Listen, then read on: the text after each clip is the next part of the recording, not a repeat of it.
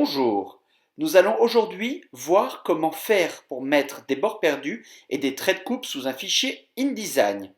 Nous allons tout d'abord faire apparaître les bords perdus en allant dans la rubrique Fichier, puis vous allez dans Format du document.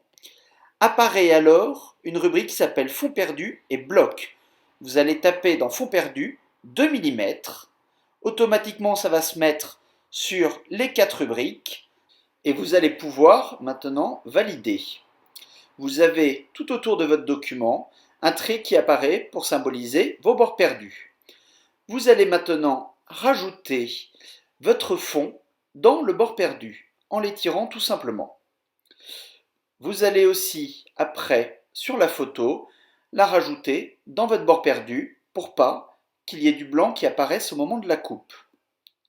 On va maintenant vérifier qu'il y ait bien un bord de sûreté de 3 mm à l'intérieur du document pour éviter toute coupe de texte.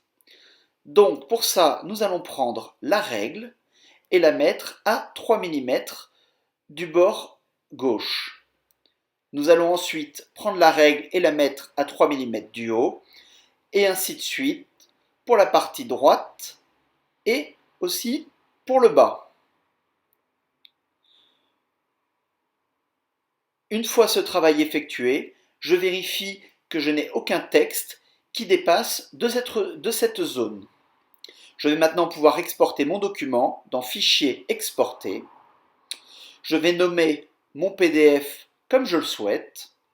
Donc, nous allons l'intituler Flyer.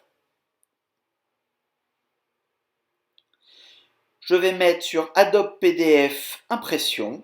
Je clique sur Enregistrer et j'ai mes paramètres d'impression qui apparaissent. Je vais cliquer sur Supérieur et je vais aller dans Repères et fonds perdus. Je vais afficher Trait de coupe et je vais cliquer dans la rubrique Fonds perdus. Je vais taper maintenant 2 mm pour avoir 2 mm de bord perdu tournant. Je clique sur Enregistrer.